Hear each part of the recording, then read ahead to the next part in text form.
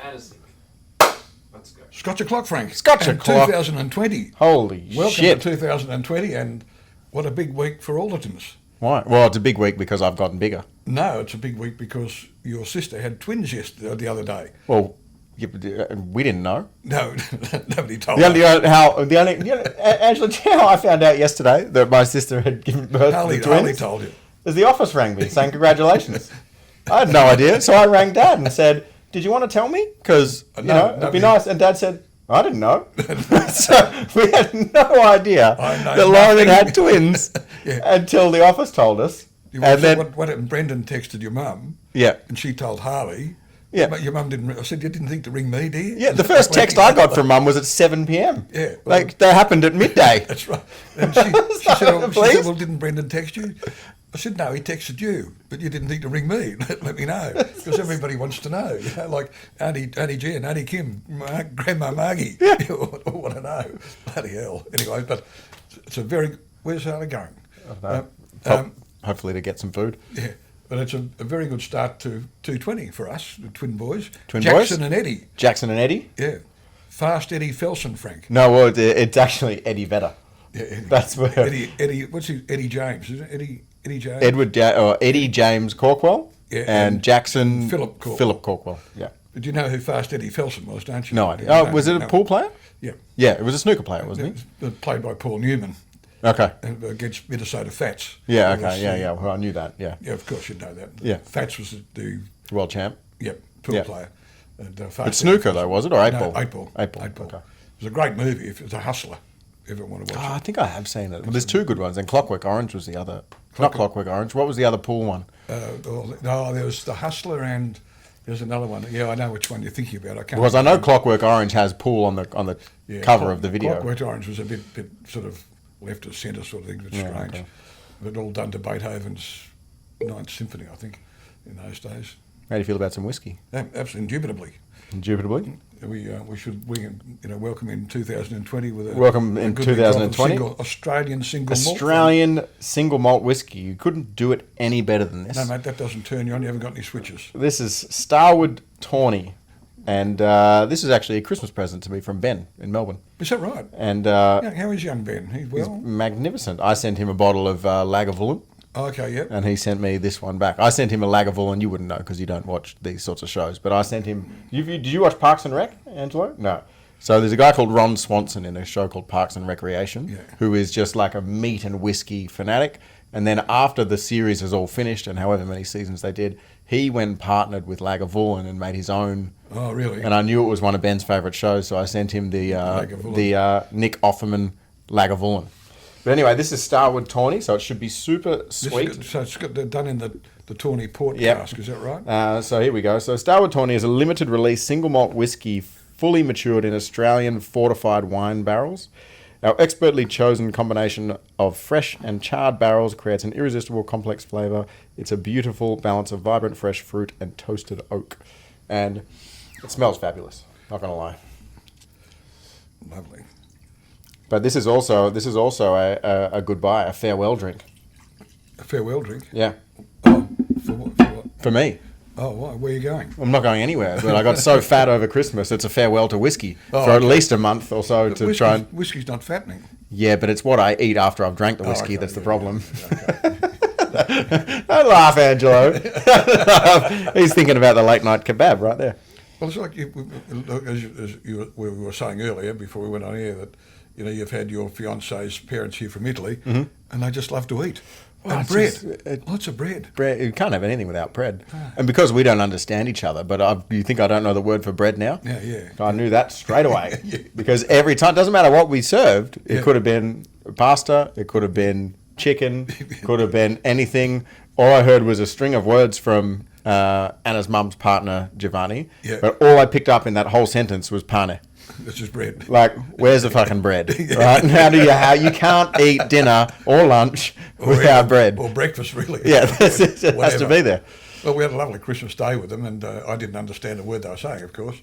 But Anna did a great job of translating. She actually did. She must have been tired by then. She's tired now after a few weeks, although my Italian's getting better and better. Yeah. So I'm trying to come up with a strategy with Anna to try and help sort of learn more Italian after they leave because I get better really fast when they're here or when we're over there. Because you're listening to it. If you're Well, I listen to it and you hear the repetition. So you get. Are you fluent in Italian? Semi-fluent. Semi-fluent. Okay. Yeah, so you get all of the, the main words or the ones that are repetitive all Like the time. vino and the important words. Vino and bicchiere di vino rosso, a glass of red wine,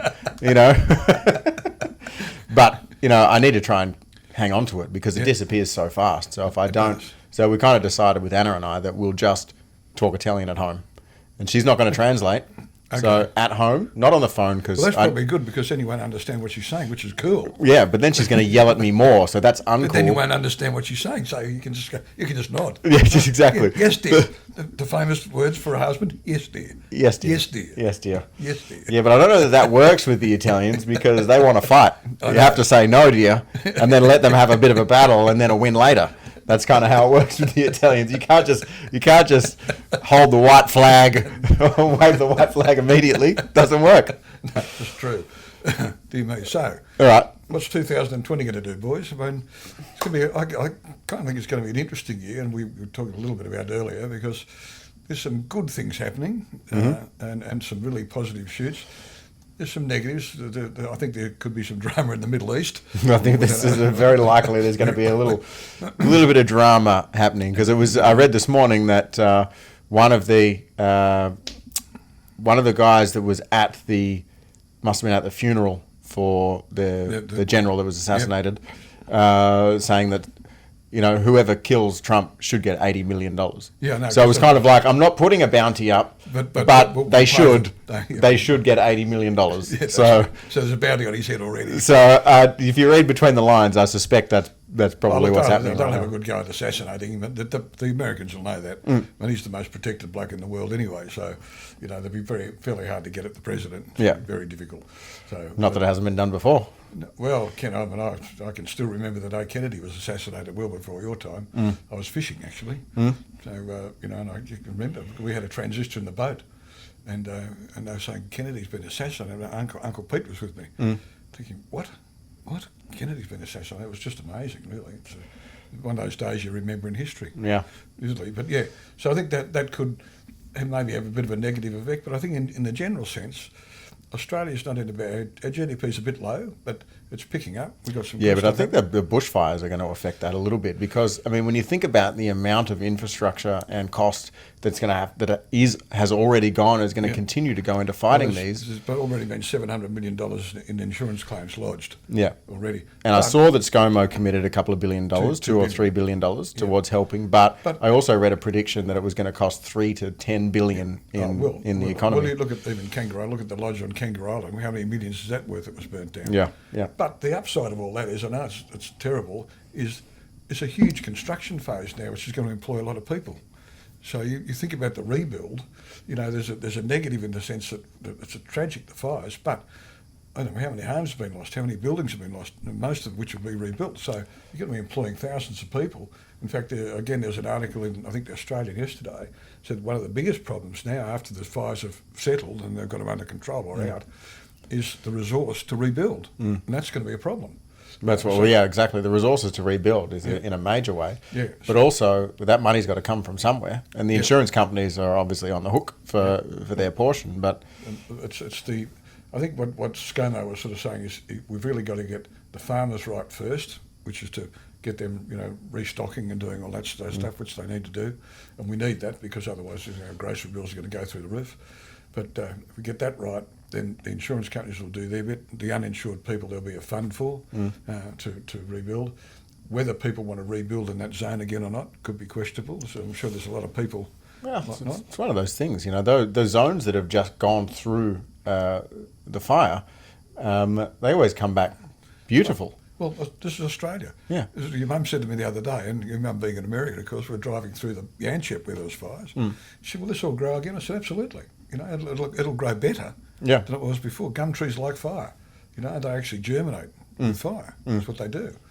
So it in the sense. Well, I think that the trees that have been here over hundreds of thousands of years, millions of years, they've just acclimatized to it now. That's just, they're used to it.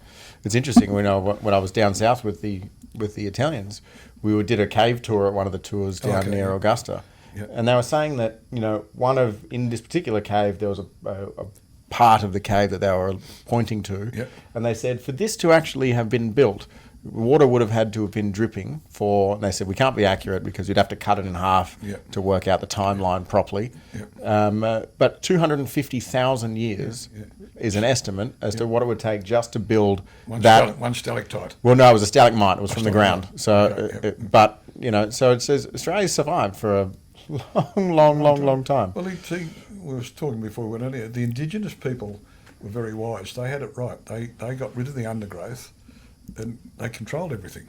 And they didn't have water to put out fires or anything to put out fires, but they just let it go. But they did it regularly, so that they didn't have really major bushfires. They're very smart. As somebody said in the paper again, you don't need a royal commission. Just go and talk to our indigenous friends. They'll tell you what to do to stop it happening again, and they will. Well, they can't stop because even when Australia was only indigenous, right? They couldn't stop it, but they didn't have 7 News showing them what was happening 2,000 kilometres away on the other side of the country. They just knew how to control their zone.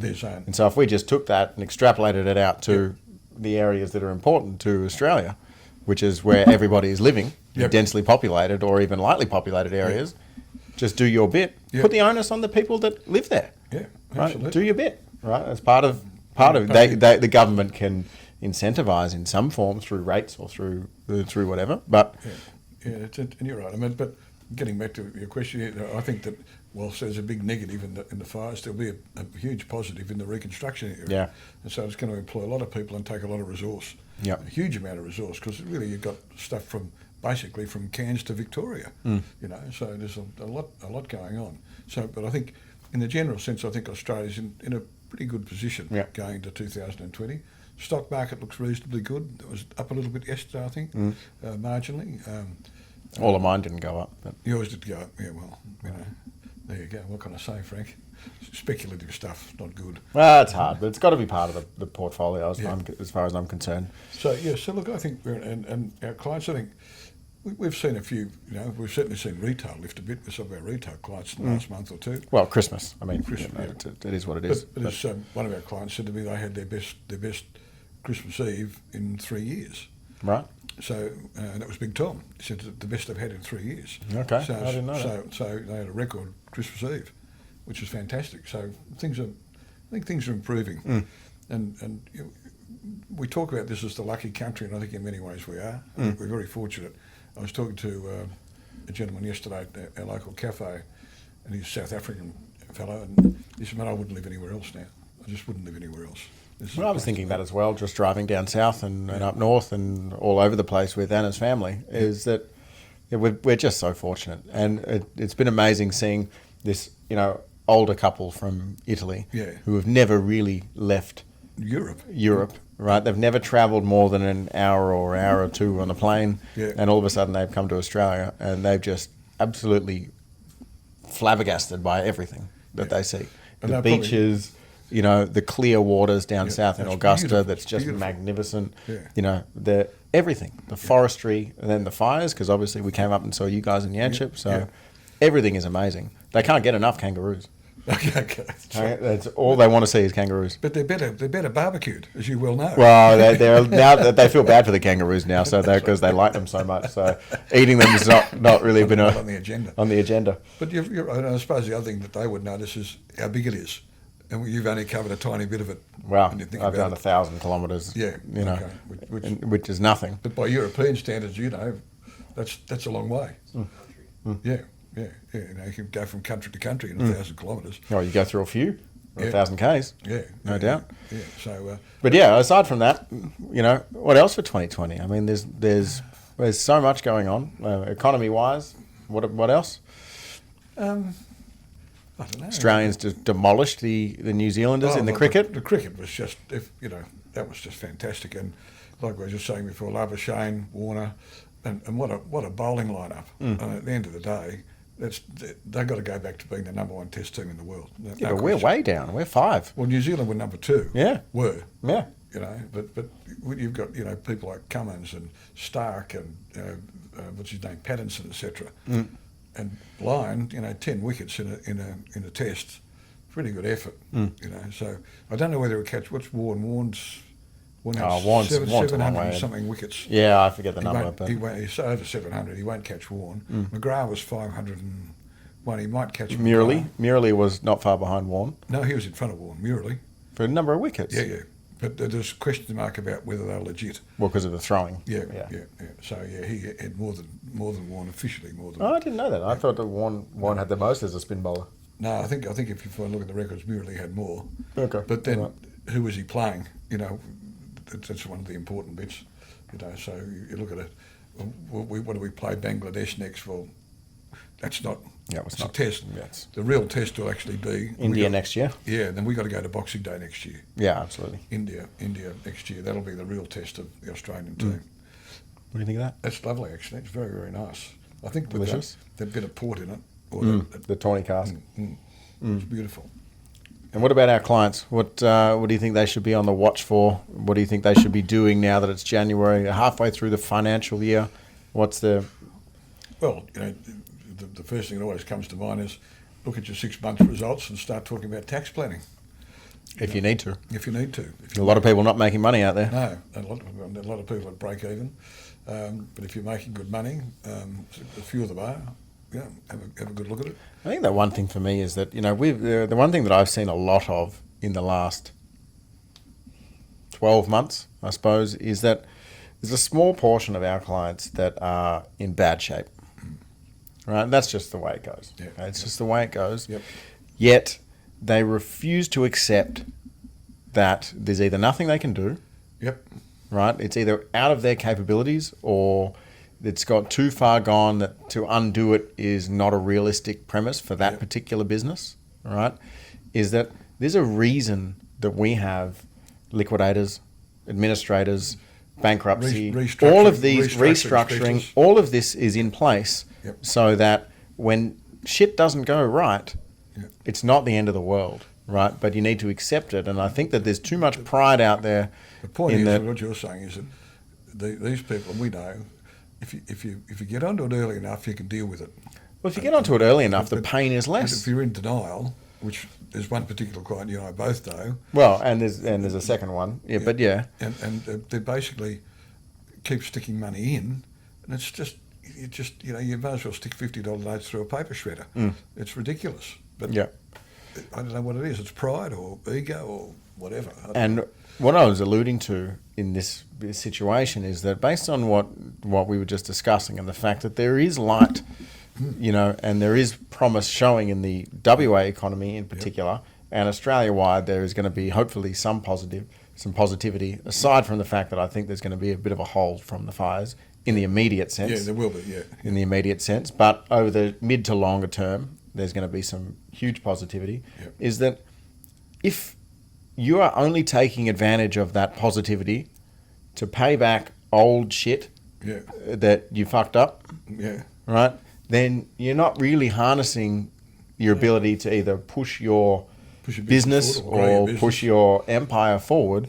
If you realize that if you just called it quits, and a lot of big business owners have many times, right? If you screw up, or an industry changes, or a technology disrupts, or you have a legal setback or an insurance setback that destroys a business, right? Just call it. Well, just call it, right? You can start again. The bigger businesses, mostly they're public companies, they call it pretty quickly because they're more liable than private companies. Well, absolutely. So they pull in the administrators fairly fast. Yeah, but look, know something's going wrong. The worst thing is that there's people that know the system and are just knowingly and willingly negligent and are doing it. Yet the good business owners, because they're proud of what they're trying to do, are not throwing in the towel, and they end up costing themselves money and pushing themselves closer to personal bankruptcy. And all of these sorts of things because they're refusing to, acknowledge where they're at. Yeah, take a loss. Take a loss, start again. It's like an old mate of mine from the National Bank actually years ago said sometimes you've got to spend time on interchange bench and just settle things down. It's a pretty good saying actually. Time for time out. Let's get things sorted, and we'll work our way from there. Makes sense. Well, it's like anything. If you tie the same sort of premise back to sport, it's like you don't go from starting to being the world number one. No. Without a setback. No. It doesn't happen. Business is exactly the same thing. So when it happens, just find out the best way to minimize the damage, Yep. right, before you take the next Yep. step. If it's a side step, if it's a back step, doesn't matter. Better. Just take it. Yeah. Deal with it. You're right. And I think that people need to start to have a bit of a reality check now that, make the best decision for the business and forget about the emotion and the pride and all the other stuff and move forward. And if it means you've got to call in an administrator, do it. And You might be able- It's not always the end of the world. Calling in an administrator just gives you time out to work out where you're going. Well, the administrator might come in and deal with it and solve some problems, and then you end up buying it back off the administrator and moving forward. That's right. Yeah. And Yeah. then it might be the business of a lifetime. Yeah. Absolutely. But if it's not your specialty, you don't know how to deal with it, see your accountants, Yep. find out what the next best step is, and just do it. Yeah. Move on. And I think going forward too, the risks this year will be probably far more political than anything else. Yeah, well, there's a lot of that, but the political risk has been going on for so long. Australia's unstable, and has been for since Abbott, since Gillard, since Rudd. Well, yeah. Since I don't want to say anything about dear old Julia, but they were basically an inept government. They just spent like a man with no arms. It was crazy, and caused us a lot of grief at the end of the day. That's political risk, but you can't manage that. You just got to deal with it when it happens. That's just life. Problem is that when the hole's that deep, it takes a long way to get back out. Yeah. And right now we keep going through governments in a time that's not long enough to actually allow for proper change. From a personal point of view, we have 3-year federal terms, which is just nuts. They should be 4 or 5 years. I mean, England's 5 years. Everywhere else is 4 years. What can you get done in 3 years? Not a lot, really. There's no long-term thinking in that, because you're thinking about, from the time you're elected, you think about survival.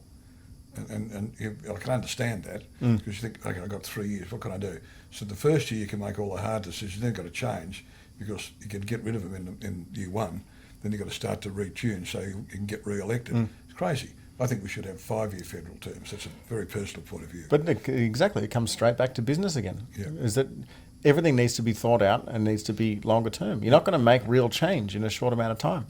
So when you're in a big hole, for normal people for businesses that are breaking even, right, for argument's sake, from a cash point of view, from a profit point of view, all of the above, right, they're not going to go through a slump and be able to fix it immediately. It's going to take time. It takes a long time. So the longer you let it dig, the bigger that slump is, the longer it takes to fix, and the longer you need.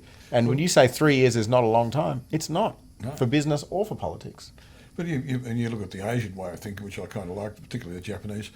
They think like 20, 30 years out. They think very long term, which we don't do any of. Which is crazy. Did you read the CEO of Nissan being smuggled out in a container? Yeah, got him. Yeah. Did you read about this? Yeah. Back to Lebanon. Why Lebanon? No extradition treaty. That's right. Can't get him back. Convenient. He lives in a beautiful house in Lebanon, so he's cool. Had a meeting with the Lebanese president straight away. Yep. Everything's cool. The Japanese will be apoplectic about that, understandably so. But how does that happen anyway? On another day, how do you smuggle a human out? Well, he was under house arrest, so how does it happen? Yeah, how does it happen? Well, somebody said they put him in a violin case, or not a music case. Yeah, but it was too big to go through the scanner. That was what it said in the article, though. It was too big to go in the scanner, and somehow it missed manual inspection. But he's on a private jet as well. Like, hello. Oh, I didn't read that part. It wasn't a commercial aircraft; it was a private jet. Yeah. So you'd think that'd ring alarm bells, for a start. Like oh dear me. Anyway, yeah. But he got out. Well, they'll never get him back to Japan. That's a dead issue now. No. So the Japanese can ask, and they can understand why. But anyway, political risk. It's all wonderful. So that's the big risk, I think, going forward this year. Yeah, I think so too. But forever, really, from now until perpetuity. I think if something did erupt in the Middle East, that causes grief for everybody. But we'll just see. Well, everyone's got to pick a side then. That's the biggest problem, right? And who do you ally with? Yeah, that's right. And then, it's easy to say the US. Australia's always been up there, brown-nosing the US to a certain extent, but with good reason. Well, that's not quite right. I mean, if you and I wouldn't be sitting here talking now if it wasn't for the US, Frank. Oh no, I'm You aware. remember I'm that, aware of that. But that. if you go back to How long does that last? You go back to the Coral Sea Battle, which you don't know anything about. Nothing. The Coral Sea Battle in World War II, where they came out and basically saved our bacon. You know, it's because of the US that the Japanese, you know, did take over Australia effectively. So Yeah, but how long does your moral obligation to the US last before you can make a decision based on what they're doing is right or wrong? Oh yeah, there's probably some benefit in that, but you know, we've always been very strong allies. I'm not saying that that's a wrong decision. At the end of the day, I think the way I see that is that we're a big country with a small population, so if we get attacked, we need them to help defend us. We can't defend ourselves. We haven't got sufficient resource to do that. If China attacked us, for instance... Well, we can't defend ourselves from anybody. We only got 25 million people. That's right. Someone wants to have a crack. It's game over. You need like the 7th Fleet here or something to help us out. So I just rest peacefully knowing that Perth, Southwest Australia is going to be the last place they come. So whenever they hit first, I'll have time to go. That's when you head for Hobart. That's right. Head somewhere else. Yeah, but I think we need the US as allies, and that's very important. Well, they're still the military power of the world, but we're sort of pushing towards a time now where the military is not the only strength. There's a lot of other ways to attack these days, as opposed to just with firepower. You look at the way they took out Soleimani in Iran. That's almost like the terrorists do. They just said, well, we don't need to put feet on the ground here. There's a couple of drones up, and a couple of missiles. Thank you very much. See you later. So that's getting to new stage warfare. Small targets and attacked and just picked and taken. You know, and that's what everybody is doing. And the Russians are very good at it. You know, there's Iran. I don't know what their weaponry is, but I doubt whether they can, in any sense, defend themselves against the US. If it came to a war, it'd be not good. I don't want to see that at all. I don't want to see that. No one wants to see that. I don't think. But no. Anyway, there's better things happening. People don't react the way that they should react. The biggest problem with the Islamic community is they don't drink Scotch. You see, it's a terrible tragedy. If they could just relax and have a Scotch, they wouldn't be so angry. reminds me of a. Oh, well, it must have been a Russell Peters maybe, or somebody that does a skit on passport photos. You're not allowed to smile. Oh yeah, that's what. And it's like, why? Because if a terrorist comes through and smiles, they're not going to get picked up on the passport check. That's right.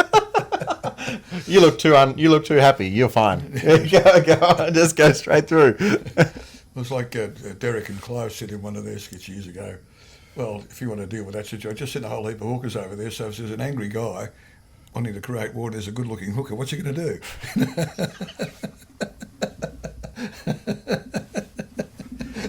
If there's an angry guy, the solution is a good-looking hooker, and everything will be okay. Everything's cool. Don't worry, Middle East, we'll send them. They're on the way. Put them on a plane. That's right. Just fill an A380, send it off. That's right. And all's good. Everybody's nice and calm. Oh, dear me. Anyway. But there is lots of positivity. The most of the part of that chat today was negative. Regards to bushfires and old Trump assassinating and the potential repercussions. But there is potential. There is potential, huge potential positivity in Australian outlook. Finally, I think we're one of the only countries in the OECD with a growth in GDP. You know, like I know it's low at the moment, but we ain't in recessionary factor. No. And you know, iron ore prices. I think the federal budget they budgeted at $55 a tonne or something. It's at 80 at the moment, so you know we're doing pretty well. And then you've got the Trumpster wanting to buy our mineral resources, so, you know the special minerals, the rare earths and things like that. Yeah, and that'll start to happen shortly because he doesn't want to buy them off China anymore. So he wants to buy them from here. So that's all going to wind up, and that's worth a lot of money, especially in Western Australia. It's big down. It's big here. Yeah, absolutely. And we've got the world's biggest supply of them. So I think one of the world's biggest suppliers. So lots of good stuff. Yeah. You know. So there you go. Well, we probably should wind it up there, Frank. Yeah, I know, because if I have another whiskey, I'll be in trouble. Really? What, with Anna? Well, just with life in general. Okay. Too easy. Welcome to 220, everyone. Happy 2020.